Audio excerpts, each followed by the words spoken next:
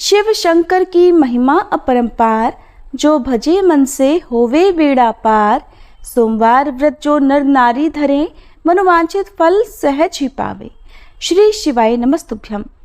उमापते नमः। हर हर महादेव। जय भोलेनाथ। आप सभी पर भगवान शिव की कृपा सदैव बनी रहे। प्रिय श्रोताओं, सोमवार का दिन भगवान शिव को समर्पित है। इस दिन भक्त भोलेनाथ को प्रसन्न करने और उनकी कृपा प्राप्त करने के लिए व्रत रखते हैं। मान्यता है कि इस दिन सच्चे मन से पूजा करने से सभी मनोकामनाएं पूर्ण होती हैं। आइए भगवान शिव की महिमा का गुणगान करते हुए इस पावन कथा का आरंभ करते हैं। एक बार किसी नगर में एक साहूकार था। उसके घर में धन की कोई कमी नहीं थी, लेकिन कोई संतान न होने के कारण वह बड़ा दुखी था। संतान प्राप्ति के लिए वो हर सोमवार को व्रत रखता था और पूरी श्रद्धा के साथ शिव मंदिर जाकर भगवान शिव और माता पार्वती की पूजा किया करता था। उसकी भक्ति देखकर एक दिन माँ पार्वती प्रसन्न होकर भगवान शिव से साहूकार की मनोकामना पूर्ण करने का निवेदन करती हैं। पार्वती जी के आग्रह पर भगवान शिव ने कहा, हे देवी, इस संसार में हर प्राणी को उसके कर्मों का फल मिलता है और जिसके भाग्य में जो हो उसे भोगना ही पड़ता है। लेकिन पार्वती जी ने साहूकार की भक्ति देखकर उसकी मनोकामना पूर्ण करने की इच्छा व्यक्त की। माता पार्वती के आग्रह पर भगवान शिव ने साहूकार को पुत्र प्राप्ति का वरदान तो दिया, लेकिन उन्होंने बताया कि ये बालक केवल 12 वर्षों तक ही जीवित रहेगा। माता पार्वती और भगवान शिव की इस संवाद को साहूकार सुन रहा था, इसलिए उसे न तो इस बात की खुशी हुई और न ही कोई दुख, बल्कि वो पहले की तरह ही शिव जी की पूजा करता रहा। कुछ समय के बाद साहूकार की पत्नी ने एक पुत्र को जन्म दिया। जब वह बालक 11 वर्ष का हुआ तो उसे पढ़ने के लिए काशी भेज दिया गया। साहूकार ने पुत्र के मामा को बुलाकर उसे बहुत सारा धन देते हुए कहा कि तुम इस बालक को काशी विद्या पढ़ने के लिए लेकर जाओ। तुम लोग रास्ते में यज्ञ कराते जाना और ब्राह्मणों को भोजन दक्षिणा देते हुए जाना। दोनों मामा भांजे इसी तरह यज्ञ कराते और ब्राह्मणों को दान दक्षिणा देते काशी नगरी निकल पड़े। इस दौरान रात में एक नगर पड़ा जहां नगर के राजा की कन्या का विवाह था, लेकिन जिस राजकुमार से उसका विवाह होने वाला था वह एक आंख से काना था। राजकुमार के पिता ने अपने पुत्र के काना होने की बात को छुपाने के लिए सोचा, क्यों ना उस साहूकार के पुत्र को दूल्हा बनाकर राजकुमारी से विवाह करा दूं और विवाह के बाद इसको धन देकर विदा कर दूंगा और राजकुमारी को अपने नगर ले आऊंगा। लड़के को दूल्हे के वस्त्र पहनाकर राजकुमारी से विवाह करा दिया गया। साहूकार का पुत्र ईमानदार था, उसे ये बात सही नहीं लगी, इसलिए उसने अवसर पाकर राजकुमारी के दुपट्टे पर लिख दिया कि तुम्हारा विवाह तो मेरे साथ हुआ है, लेकिन जिस राजकुमार के संग तुम्हें भेजा जाएगा वो एक आंख से काना है। मैं तो काशी विद्या पढ़ने जा रहा हूँ। जब राजकुमारी ने चुन्नी पर लिखी बातें पढ़ी तो उसने अपने माता पिता को ये बात बताई। राजा ने अपनी पुत्री को विदा नहीं किया, फिर बारात वापस चली गई। दूसरी ओर साहूकार का पुत्र और उसका मामा काशी पहुंचे और वहां जाकर उन्होंने यज्ञ किया। जिस दिन साहूकार का पुत्र 12 वर्ष का हुआ उस दिन भी यज्ञ का आयोजन था। लड़के ने अपने मामा से कहा कि मेरी तबीयत कुछ ठीक नहीं है। मामा ने कहा, तुम अंदर जाकर आराम कर लो। भगवान शिव के वरदान अनुसार कुछ ही देर में उस बालक के प्राण निकल गए। मृत भांजे को देखकर उसके मामा ने विलाप करना शुरू कर दिया। संयोगवश उसी समय भगवान शिव और माता पार्वती उधर से जा रहे थे। पार्वती जी ने भोलेनाथ से कहा, स्वामी, मुझे इसके रोने का स्वर सहन नहीं हो रहा, आप कृपया इस व्यक्ति के कष्ट को अवश्य दूर कीजिए। जब भगवान शिव मृत बालक के समीप गए तो वह बोले कि ये उसी साहूकार का पुत्र है जिसे मैंने 12 वर्षों की आयु का वरदान दिया था। अब आज इसकी आयु पूरी हो चुकी है। लेकिन मातृभाव से विभोर माता पार्वती जी कहने लगी, हे महादेव, आप इस बालक को और आयु देने की कृपा करें, नहीं तो इसके वियोग में इसके माता पिता भी तड़प तड़प कर मर जाएंगे। माता पार्वती के पुनः आग्रह पर भगवान शिव ने उस लड़के को जीवित होने का वरदान दिया। शिव जी की कृपा से वह लड़का जीवित हो गया। शिक्षा पूरी करके लड़का मामा के साथ अपने नगर की ओर वापस चल पड़ा। दोनों चलते हुए उसी नगर में पहुंचे जहां उसका विवाह हुआ था। उस नगर में भी उन्होंने यज्ञ का आयोजन किया। उस लड़के के ससुर ने उसे पहचान लिया और महल में ले जाकर उसकी खूब आवभगत की और अपनी पुत्री को धूमधाम से विदा कर दिया। इधर साहूकार और उसकी पत्नी भूखे प्यासे रहकर अपने बेटे की प्रतीक्षा कर रहे थे। उन्होंने प्रण कर रखा था कि अगर उन्हें अपने बेटे की मृत्यु का समाचार मिला तो वो भी प्राण त्याग देंगे, परंतु अपने बेटे के जीवित होने का समाचार पाकर वे बेहद प्रसन्न हुए। उसी रात भगवान शिव ने साहूकार के स्वप्न में आकर कहा, हे श्रेष्ठी, मैंने तेरे सोमवार के व्रत करने और व्रत कथा सुनने से प्रसन्न होकर तेरे पुत्र को लंबी आयु प्रदान की है। इसी प्रकार जो कोई सोमवार व्रत करता है या कथा सुनता और पढ़ता है, उसके सभी दुख दूर होते हैं और सभी मनोकामनाएं पूर्ण होती हैं। सभी प्रेम से बोलिए, भोले शंकर भगवान की जय, माता पार्वती की जय। जिन्होंने श्रद्धा से सोमवार का व्रत किया, ये पावन कथा सुनी और भगवान शिव का पूजन किया, उनके जीवन से समस्त दुख, रोग, शोक और संकट दूर होते हैं। ये व्रत न केवल सांसारिक सुखों को प्रदान करता है, बल्कि भगवान शिव की अपार कृपा से आत्मिक शांति, मोक्ष और चिर सुख की प्राप्ति भी कराता है। अब आइए हम पूर्ण समर्पण और सच्चे मन से भगवान से प्रार्थना करते हैं। हे नीलकंठ भगवान शिव, आप भोले हैं, दयालु हैं, आशुतोष हैं। हमने जो कुछ भी पूजा, व्रत और कथा श्रवण किया, उसमें यदि कोई त्रुटि रह गई हो तो क्षमा करें। हमें अपने चरणों में अटल भक्ति और जीवन में सच्ची समझ प्रदान करें। हमारे जीवन से अज्ञान, अहंकार और अधर्म का नाश करें। शिव शिव कहकर हम जीवन की राह पर चलें, यही हमारा संकल्प है। ओम नमः शिवाय। सोमवार व्रत की महिमा अमोघ है। जो भक्त सच्चे मन से इसका पालन करते हैं, उनके जीवन में धन, वैभव, संतान सुख, वैवाहिक सुख और सभी मनोरथों की पूर्ति निश्चित होती है। एक बार भोलेनाथ और माता पार्वती जी मृत्युलोक में भ्रमण करने पधारे। दोनों विदर्भ देश में अमरावती नाम की सुंदर नगरी में जा पहुँचे। ये नगरी सभी प्रकार के सुखों से भरपूर थी।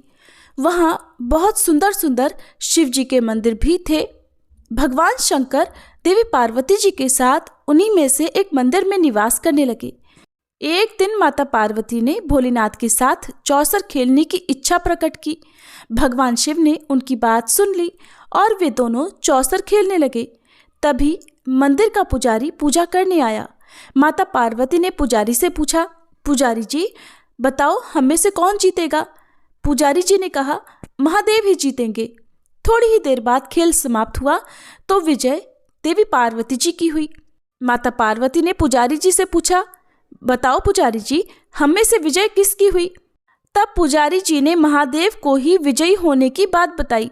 ये सुनकर देवी पार्वती जी को पुजारी जी पर क्रोध आया और उन्हें कोढ़ी होने का श्राप दे दिया। कोढ़ से ग्रस्त पुजारी बहुत दुखी रहने लगे। एक दिन देवलोक की अप्सरा भगवान शिव की पूजा करने के लिए उस शिव मंदिर में आई। पुजारी जी की कोढ़ की अवस्था देखकर दया भाव से पूछताछ करने लगी। तब पुजारी जी ने सारी बात अप्सरा को बता दी। उनमें से एक अप्सरा बोली, आप सभी व्रतों में श्रेष्ठ 16 सोमवार के व्रत करो, इससे शिव जी प्रसन्न होंगे और वे तुम्हारे कष्ट अवश्य दूर करेंगे। पुजारी जी ने इस व्रत की विधि पूछी। तब अप्सराओं ने बताया, सोमवार के दिन व्रत रखो, स्वच्छ वस्त्र धारण करो, संध्या और उपासना के बाद आधा किलो गेहूं का आटा लेकर इसके 3 भाग करो। घी, गुड़, दीप, नैवेद्य, पुंगी फल, बेलपत्र, जनेऊ जोड़ा, चंदन, अक्षत और पुष्प आदि से प्रदोष काल में भगवान शंकर का पूजन करो। 3 भागों में से 1 भाग शिव जी को अर्पण करो, बाकी 2 को शिव जी के प्रसाद के रूप में उपस्थित जन को बांट दो। खुद भी प्रसाद ग्रहण करो। इस तरह 16 सोमवार व्रत करो। 17वें सोमवार को पाव भर की पवित्र आटे की बाटी बनाओ उसमें घी और गुड़ मिलाकर चूरमा बनाओ। शिवजी को भोग लगाकर उपस्थित भक्तों में बांट दो। इसके बाद परिवार सहित प्रसाद ग्रहण करो तो इससे सभी मनोरथ पूर्ण हो जाते हैं। ऐसी बात बताकर अप्सराएं चली गईं। पुजारी जी ने अप्सराओं की बताई विधि अनुसार 16 सोमवार के व्रत किए, जिसके पुण्य प्रताप से भगवान शिव की कृपा और माता पार्वती की दया से पुजारी जी कोढ़मुक्त हो गए और आनंद से रहने लगे। कुछ समय के बाद भगवान शिव और देवी पार्वती जी वापस उसी मंदिर में आए। देवी पार्वती ने पुजारी जी को निरोगी देखकर कारण पूछा तो पुजारी जी ने 16 सोमवार व्रत की महिमा बताई। पार्वती जी खुद भी 16 सोमवार व्रत रखने के लिए तैयार हो गई और इस व्रत को करने से उनके रूठे हुए पुत्र कार्तिकेय जी देवी पार्वती जी के आज्ञाकारी हो गए। कार्तिकेय जी ने जब माता से पूछा कि माता आपने ऐसा क्या किया जिससे मेरा हृदय परिवर्तन हो गया, तब देवी पार्वती ने 16 सोमवार की कथा उन्हें सुना दी। कार्तिकेय जी ने अपने विशेष मित्र से जो कहीं खो गया था उससे मिलने की कामना में 16 सोमवार के व्रत किए तो उनका खोया हुआ मित्र उन्हें जल्दी मिल गया। मित्र ने इस आकस्मिक मिलन का कारण पूछा तो कार्तिकेय जी ने उसे 16 सोमवार का व्रत करना बताया। मित्र ने व्रत की विधि विधान पूछा और स्वयं के विवाह की मनोकामना से 16 सोमवार के व्रत धारण किए। इसके बाद कार्तिकेय जी का मित्र एक स्वयंवर सभा में गया तो वहां की राजकुमारी ने आकर्षित होकर उसके गले में वरमाला डाल दी और उसे अपना पति स्वीकार कर लिया। तब राजा ने बहुत सारा धन और सामान देकर उसको भेजा। अब वे दोनों सुख से रहने लगे। जब 16 सोमवार के व्रत का उसकी पत्नी को पता लगा तो उसने पुत्र प्राप्ति की कामना से 16 सोमवार के व्रत किए। उसके कुछ समय बाद एक अति सुंदर, सुशील और बुद्धिमान पुत्र प्राप्त हुआ। जब वह बड़ा हुआ तो उसने अपनी माँ से 16 सोमवार के व्रत की गाथा सुनी। तब उसने भी राज्याधिकार प्राप्त करने के लिए 16 सोमवार के व्रत शुरू कर दिए। एक राजा को अपनी कन्या के लिए योग्य पुरुष की खोज थी। राजा ने अपनी कन्या का विवाह उस सर्वगुण संपन्न पुरुष से कर दिया। राजा के कोई पुत्र नहीं था तो उसने अपने दामाद की योग्यता देखकर उसे राजा बना दिया। राजा बनने के बाद भी वह 16 सोमवार के व्रत करता। 17वां सोमवार आने पर उसने अपनी पत्नी से शिवजी की पूजा के लिए मंदिर चलने को कहा तो उसने दासियों से कहकर पूजा की सामग्री तो भिजवा दी लेकिन खुद नहीं गई। अब इधर राजा ने शिवजी की पूजा समाप्त की तो आकाशवाणी हुई, हे राजा, अपनी रानी को राजमहल से निकाल दे, नहीं तो सर्वनाश हो जाएगा। राज दरबार में आकर सभासदों से विचार विमर्श किया और सर्वनाश के भय से रानी को राजमहल से निकाल दिया गया। अपने दुर्भाग्य को कोसती हुई रानी नगर से बाहर चली गई। दुखी मन से चलते हुए वह एक गांव में जा पहुंची। वहां पर एक बूढ़ी माई थी जो सूत बेचा करती थी। बूढ़ी माई ने दया करके रानी को अपने साथ सूत बेचने के लिए रख दिया। जब से रानी को साथ रखा बूढ़ी माई का तो सूत बिकना ही बंद हो गया। बूढ़ी माई ने रानी से वहां से जाने को कह दिया। अब रानी एक तेली के यहाँ काम मांगने गई। उसी समय तेली के मटके चटक गए, सारा तेल बह गया। तेली ने भी उसे वहां से भगा दिया। दुखी होकर रानी एक नदी के पास गई तो नदी का सारा पानी सूख गया। वह एक पेड़ के नीचे बैठी तो पेड़ के सारे पत्ते सूख कर गिर गए। आसपास के लोगों ने जब यह सब कुछ देखा तो उसे पकड़कर मंदिर के पुजारी गुसाई जी के पास ले गए। गुसाई जी देखते ही जान गए कि यह कोई विधि की मारी कुलीन स्त्री है। गुसाई जी ने रानी से कहा कि वह उनके आश्रम में उनकी पुत्री की तरह रह सकती है। अब रानी आश्रम में रहने लगी। रानी भोजन बनाती थी तो उसमें कीड़े पड़ जाते थे। पानी भरकर लाती तो वह गंदा हो जाता था। अब तो गुसाई जी ने एक दिन दुखी होकर उससे पूछा कि बेटी, तुम्हारी ये दशा कैसे हुई? ये किस देवता का कोप है? तब रानी ने शिवजी की पूजा में ना जाने वाली बात गुसाई जी को बताई तो गुसाई जी बोले, पुत्री, तुम 16 सोमवार के व्रत करो, इससे तुम अपने सभी कष्टों से मुक्ति पा सकती हो। गुसाई जी की बात मानकर रानी ने 16 सोमवार के व्रत किए। 17वें सोमवार के दिन विधि विधान से शिवजी की पूजा भी की। पूजन के प्रभाव से राजा को इधर महल में रानी की याद सताने लगी और रानी को ढूंढने के लिए उसने चारों दिशाओं में अपने दूत भेज दिए। रानी की खोज में घूमते घूमते दूत गुसाई जी के आश्रम में भी पहुंच गए। राजा को खबर लगी तो राजा रानी को ले जाने आश्रम पहुंच गया। गुसाई जी से बोला, ये मेरी पत्नी है। शिव जी के क्रोध के कारण मैंने इसे महल से निकाल दिया था। अब जब शिव जी का प्रकोप शांत हो चुका है तो इसे मेरे साथ जाने की आज्ञा दीजिए। गुसाई जी ने रानी को राजा के साथ जाने की आज्ञा दे दी। रानी बहुत प्रसन्न हुई। राजा और रानी के आने की खुशी में नगरवासियों ने खूब सजावट की, मंगल गीत गाए, पंडितों ने मंत्र आदि गाकर स्वागत किया। इस तरह धूमधाम से रानी का महल में प्रवेश हुआ। राजा ने ब्राह्मणों को दान आदि दिए, याचकों को धन धान्य दिया। जगह जगह भूखे लोगों को भोजन खिलाने के लिए भंडारे खुलवाए। राजा रानी 16 सोमवार के व्रत करते हुए शिव जी का विधि विधान से पूजन करते हुए सुखपूर्वक लंबे समय तक जीवन बिताने के बाद शिवलोक को पधार गए। इस प्रकार जो भी मनुष्य मन, वचन और कर्म से भक्ति भाव से 16 सोमवार के व्रत और पूजन विधि विधान से करता है, कथा का श्रवण करता है, वह सभी सुखों को प्राप्त करके अंत में शिवलोक को गमन करता है और यह व्रत सभी मनोरथ पूर्ण करने वाला है। जय गणेश गिरिजा सुवन मंगल मूल सुजान, कहत अयोध्या दास तुम देहु अभय वरदान। जय गिरिजापति दीन दयाला, सदा करत संतन प्रतिपाला। भाल चंद्रमा सोहत नीके, कानन कुंडल नाग फनी के। अंग गौर शिर गंग बहाए, मुंड माल तन क्षार लगाए। वस्त्र खाल बाघांबर सोहे, छवि को देखी नाग मन मोहे। मैना मातु की हवे दुलारी, वाम अंग सोहत छवि न्यारी। कर त्रिशूल सोहत छवि भारी, करत सदा शत्रुन क्षयकारी। नंदी गणेश सोहितः कैसे, सागर मध्य कमल है जैसे। कार्तिक श्याम और गणराऊ, या छवि को कही जात न काऊ। देवन जब ही जाय पुकारा, तब ही दुख प्रभु आप निवारा। किया उपद्रव तारक भारी, देवन सब मिली तुम ही जुहारी। तुरत षडानन आप पठायऊ, लव निमेष मह मारी गिरायऊ। आप जलंधर असुर संहारा, सुयश तुम्हार विदित संसारा। त्रिपुरासुर सन युद्ध मचाई, सब ही कृपा कर लीन बचाई। किया तपहि भागीरथ भारी, पुरब प्रतिज्ञाता सुपुरारी। दानिन मह तुम सम को नाही, सेवक स्तुति करत सदाही।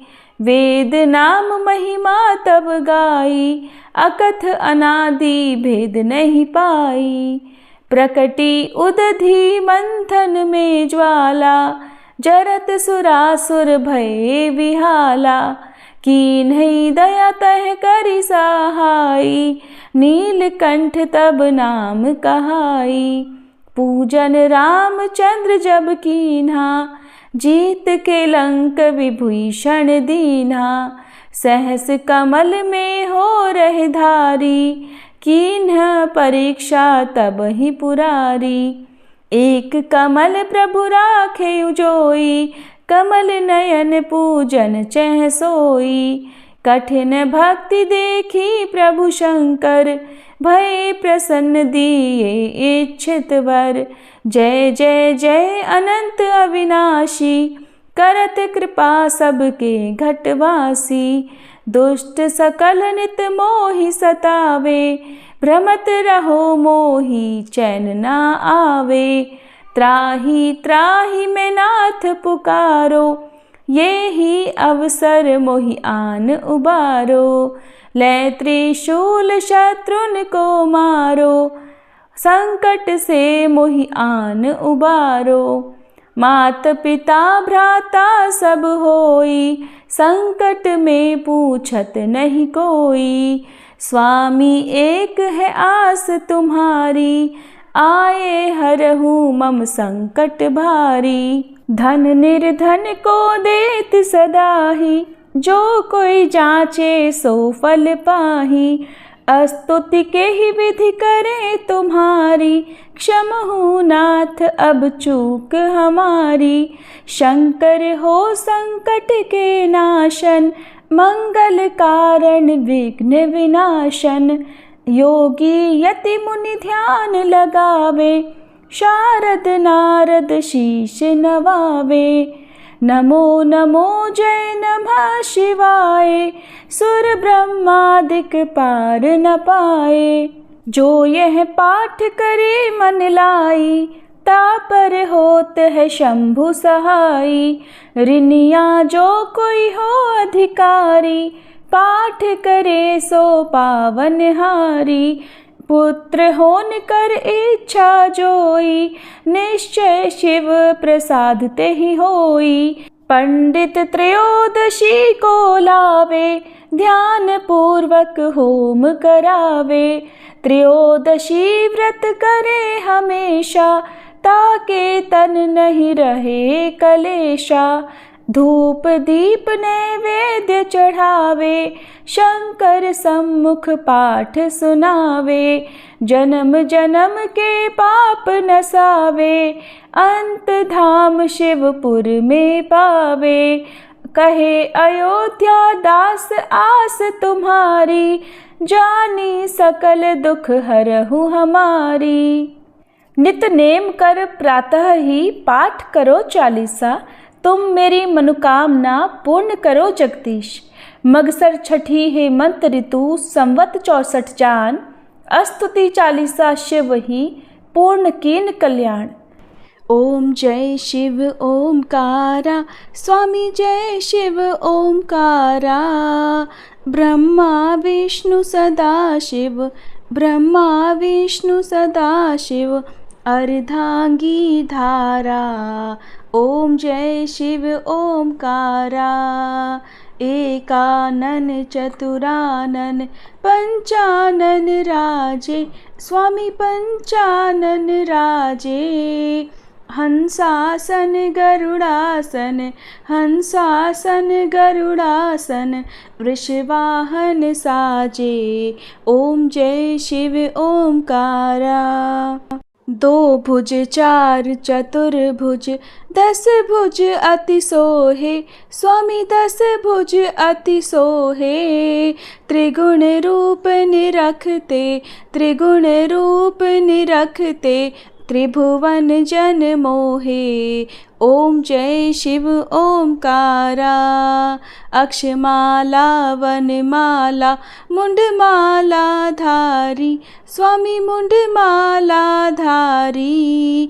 चंदन मृग मद सोहे, चंदन मृग मद सोहे, भाले शशिधारी। ओम जय शिव ओमकारा।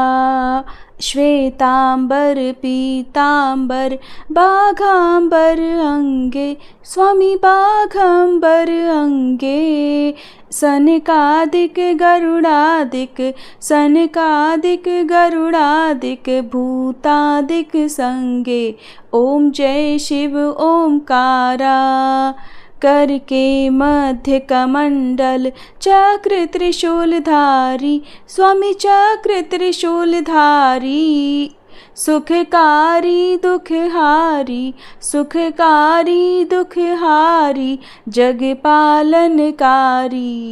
ओम जय शिव ओमकारा। ब्रह्मा विष्णु सदा शिव, जानत अविवेका, स्वामी जानत अविवेका। प्रणवाक्षर में शोभित, प्रणवाक्षर में शोभित, ये तीनों एका। ओम जय शिव ओमकारा। त्रिगुण स्वामी जी की आरती जो कोई नर गावे, स्वामी जो कोई नर गावे। कहते शिवानंद स्वामी, रटते भोलानंद स्वामी, सुख संपत्ति पावे। ओम जय शिव ओमकारा। पर्वत सोहे पार्वती, शंकर कैलासा, स्वामी शंकर कैलासा। भांग धतूर का भोजन, भांग धतूर का भोजन, भस्मी में वासा। ओम जय शिव ओमकारा। जटा में गंग बहत है, गले मुंडन माला, स्वामी गले मुंडन माला। शेष नाग लिपटावत, ओढ़त मृग छाला। ओम जय शिव ओमकारा। काशी में विराजे विश्वनाथ, नंदी ब्रह्मचारी, स्वामी नंदी ब्रह्मचारी। नित उठ दर्शन पावत, नित उठ दर्शन पावत, महिमा अति भारी। ओम जय शिव ओमकारा। ओम जय शिव ओमकारा, स्वामी जय शिव ओमकारा। ब्रह्मा विष्णु सदाशिव, ब्रह्मा विष्णु सदाशिव, अर्धांगी धारा। ओम जय शिव ओमकारा। ओम जय शिव ओमकारा।